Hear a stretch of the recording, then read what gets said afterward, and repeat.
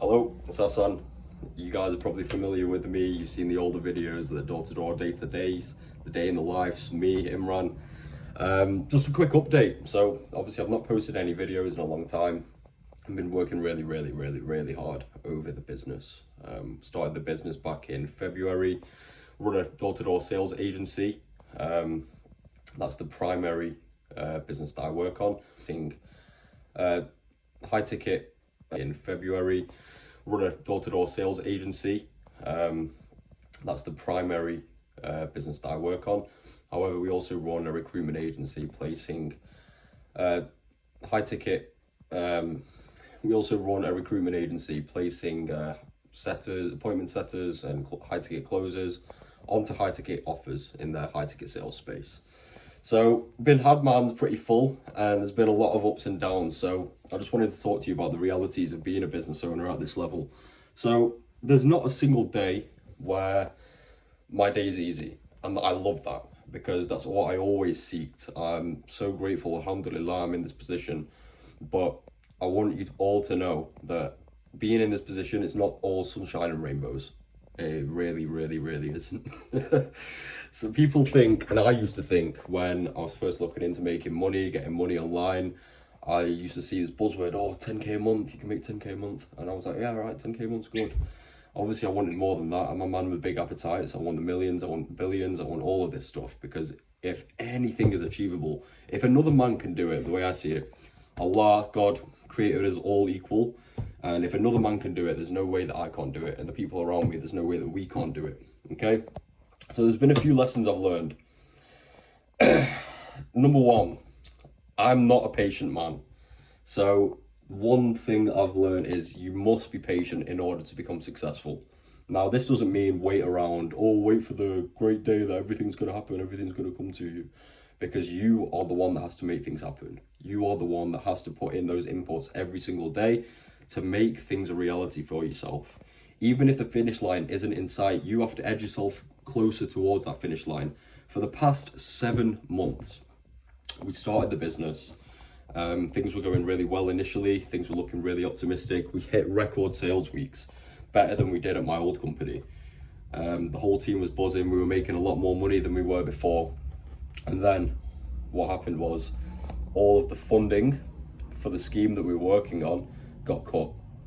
So for the past 7 months, we've still been working at optimal rates. We've hit even higher record weeks, but I haven't been able to pay anybody in full. How crazy is that? So we go from being the best, maintaining the best. I managed to retain pretty much 90% of our company whilst not being able to pay anyone in full. Just to break it down for you, what we do is we sell boilers, we sell insulation, these kind of things on a door-to-door scheme.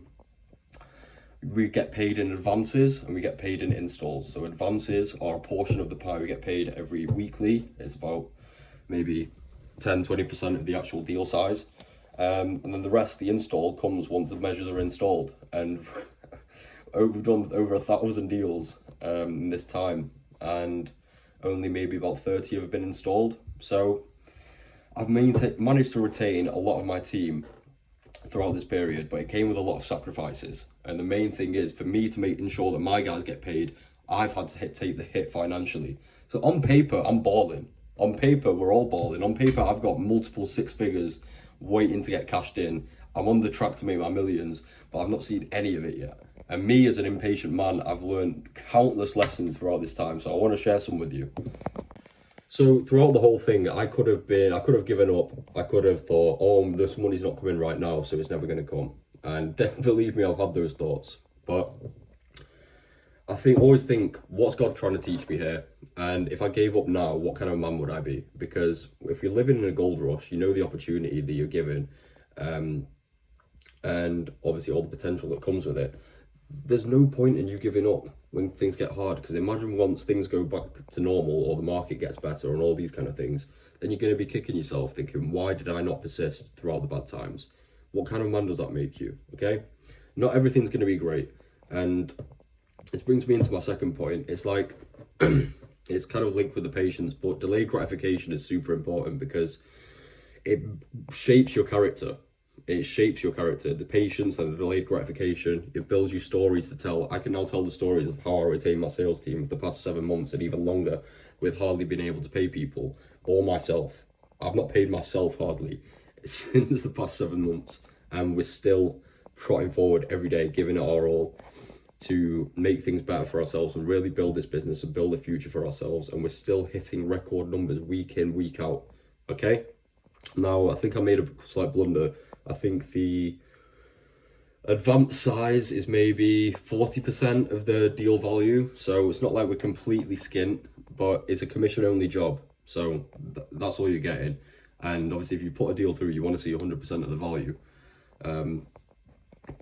Obviously, that's the money you've earned, and we haven't been able to do that. So we're still accumulating a lot of money and a lot of wealth that still just needs to go in. Okay.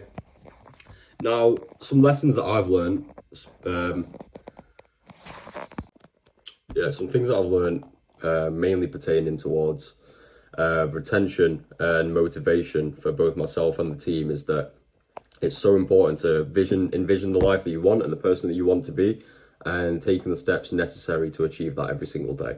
Now, we all know what we want out of life to an extent. Think about a time where maybe you've left a girl or a girl's left you, or you had some transformative time in your life where you think, right, I need to get my shit together. I don't know about you, but I've always envisioned the person that I want to be when I'm going through these transformative periods, and I've always become that person. I envision like, oh, I'm going to be walking through this place in these clothes. Everyone's going to be like, who the fuck's this guy? I want this car. I want this. I want to look after my family. I want to do this. I want to go to this place. Your imagination is so powerful in helping you get to where you want to be. And you have to have a solid vision of where you want to go. And more important than that, what I think has helped us sustain ourselves as a company, as a team, as brothers, is having that like-minded vision. We all know we want the freedom. We all know we want the wealth. We all know we want the best for our families and everyone around us. And we're always striving forward towards that every day. And it's very rare that you find something like this. So I'd prompt anybody starting in business, no, you can't do it alone. You can only go so far on your own, okay? Everybody will kind of, not everybody, but you see this stuff online, this whole Sigma grind set stuff, and it's good to an extent. Obviously, you need to work on yourself and you need your alone time to really hone in on your own skills.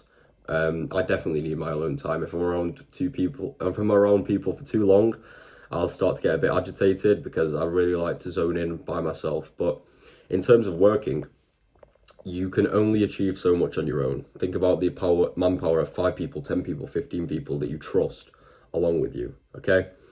Now, that brings me in to number 3. Just to wrap up number 2, actually. So for patience and delayed gratification, the main thing is you just have to focus on the inputs. I think 50 Cent said, if you can't work for 1 year, 2 years, 3 years, 4 years, without getting paid, and then you get paid on the 5th year, what kind of man are you? If you, this is not a direct quote, by the way, but he mentioned that. And I remember when I read that, I was thinking, yeah, well, I need to get paid now. And I guess God wanted to teach me what he meant by that quote. Because I wouldn't have learned all the lessons and all the skills that I've learned to this extent if I just got the money easily. If I just got the money easily a year ago, 8 months ago, 7 months ago, then I wouldn't have built the character I'm building now. Because I know the good days are coming and they've started to come, and now I'm bracing myself for them, because now I'm like, right, well, when I get this money, what the fuck am I going to do? What am I going to build next? There's no top to the mountain in life. I think the people that have a specific goal or a specific number in mind and then they think they're going to chill, they always come back and tell you they're depressed, because the progress isn't found in the end result. The progress is found in the journey. The joy is found in the journey, okay? You learn to fall in love with the process and the progress, and that's what I'm so grateful for, because whilst we're putting in these efforts with little returns now, that just means our bank of money, our bank of skills, our bank of knowledge, our bank of wisdom, everything is just increasing, so that when the money comes, we are fully developed men, and we have experiences and all the crazy stories to tell people, and it's just really going to help us become those people that we envision to be. So that brings me in to number 3, which is you can't trust everybody. That's just a simple thing. You can't. I think everybody knows this to a certain extent. However, I think when I get a bit excited, I just want to talk about how things are going, and I've learned the lesson the hard way not to do so. Okay, you can't let your guard down 100% with everybody, because there's things that people can use against you. There's things that people get envious from you. Okay, and even as like a leader, as a manager, if you're spouting your thoughts out, verbal diarrhea, to other people around you, then you're not that respected as a leader, because they're seeing exactly how your psyche works. They're seeing people can spot weakness in your frame, and whilst you might perceive it as just being open and just being kind, other people might see it as an opening. Okay, I'm not talking about your closest people that you know wouldn't fuck you over, for example your brother or your best friend, but it's those people that maybe you're quite new to your life or haven't been tested and all these kind of things. I'm not saying be paranoid about everybody, but I'm saying you need to keep an eye out for these things and use you need to be selective in what you tell people, because in the business we've had a lot of people come in, they've seen the successes that I'm getting as the owner, and they've seen the successes of the top guys, and then they've tried to poach our guys. They've got envious and tried to come for my position. They've tried to kind of make me look bad within the business, tried to like throw little plots, move sneaky behind your back, and these things are good. Honestly, I've learned to deal with the adversity as it comes, because every king has gone to war. As cringy as it sounds, every king has gone to war. If you don't have enemies, you should probably be worried, because you're not in the position you want to be in. So whilst building the business, whilst struggling to pay people, whilst going through the bad times of the market and stuff, you have to fend off all these attacks. You have to maintain your frame. You have to be number one. This game of life, it doesn't just stop. You have to keep developing yourself at all times, which is what I love, sincerely.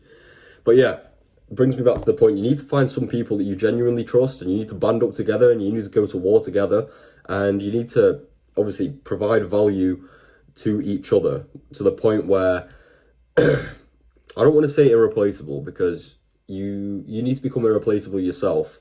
However, as a leader or a business owner, you should be able to craft people to suit your needs. However, when you're always at risk of losing people, so the people closest to you should be very, very beneficial and should provide a lot of value, and everybody should be providing each other value. You should be the one kind of leading from the front, showing people what you need from them, and being a good source of motivation and a good source of knowledge and a good source of value to these people, because at the end of the day, you work for your team, not the other way around. And they need to see that. They need to see you're not just some boss who's just going to bark orders at them. They need to see you as the leader who's going to work with them and help them achieve their goal. And that's what's going to help you with their attention. And that's what's going to help you build trust and long-lasting relationships. But not everybody's going to take this, see it that way. And other people are going to come gunning for your spot. And other people are going to try to defame you. So this is something that's due to happen in any business, but as long as you've got a good mind frame, you've got some good trusted people next to you, you need to have that on board, because if I didn't have close people around me, I wouldn't have been able to do it, in all honesty. Because if everybody jumps ship, fine, you can rebuild on your own, but it just sets you back way more than you should have done. So you need to form really good bonds with the people closest to you, and you can't let too many people in your close circle. You can't let too many people get into that tight-knit community you've got. There should be some kind of separation between your top guys, your circle, your brothers, the people who are closest to you and kind of at the top of the chain, and the newer people come in. And that doesn't mean you're going to be horrible to newer people. It just means this level of brotherhood and this level of bond is earned, and you have to be tested. You have to go through trials and tribulations. You can't just hand it out to anybody, because you can't trust anybody. Okay? Yeah, I am on track to make my first million within this year. So my guys are also on track. I'm trying to provide them the same opportunity, especially with the team building and stuff, to run up those millions with me as well.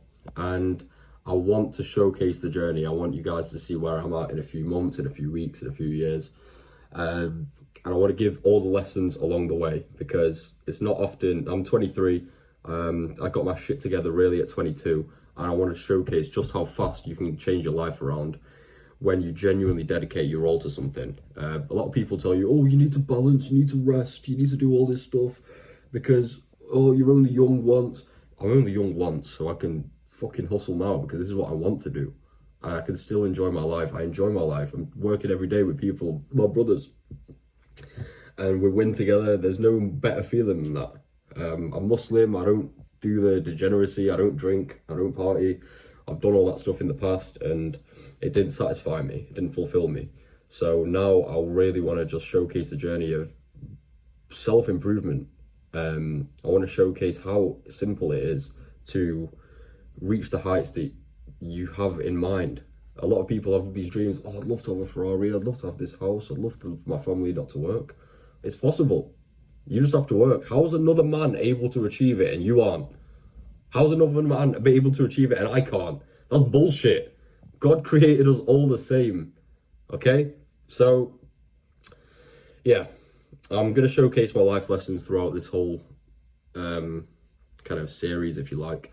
But yeah, today's ones we went over patience, number one. I'm not a patient man, but you learn patience when you're forced to learn patience, okay? It still means you have to put the inputs in and not care, which linked to point two, delayed gratification. Also something that I struggled with in the past. I was a fucking dopamine junkie, drugs, fucking partying, all this fucking shit. Yeah, so I learned patience and delayed gratification. Still learning them because I'm still very impatient. I like speed. I like to do things fast. So I know that these inputs that I'm going to build, I'm going to put in, are going to pay me, whether it's now, next week, next month, next year. I don't give a fuck. I just want the inputs because I know it's coming. And then there's number three. You can't put too much trust in others. You need to find your band of brothers, keep them tight, and be very selective about who else you let in. 3 things I've learned over the past 8 months as a business owner. Stay tuned. Watch this space.